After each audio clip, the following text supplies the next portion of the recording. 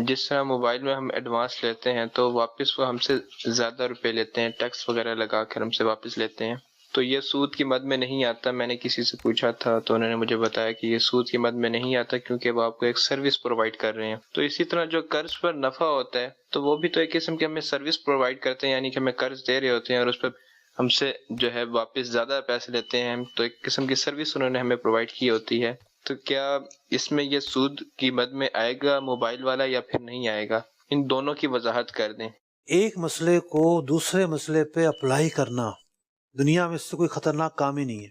کہاں سود کا معاملہ، کہاں ایک اور معاملہ، یعنی آپ کے ذہن میں جو چیز آ رہی ہے خیر وسوسہ ہی ہے، اس سے جو قرآن نے حرام قرار دیا ہے وہ حلال ہو جائے گا، کتنی بڑی چیز ہے۔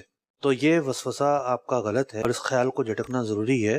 وہاں جو ہے ادارہ یعنی موبائل کمپنی وہ ہماری مقروض نہیں ہے، اور یہاں کیا ہوتا ہے کہ آپ قرضہ دیتے ہیں، قرضے پہ نفع لیتے ہیں، تو قرضے پہ نفع رقم کی صورت میں ہو، بینیفٹ کی صورت میں ہو، سروس کی صورت میں ہو، خالص سود ہوگا۔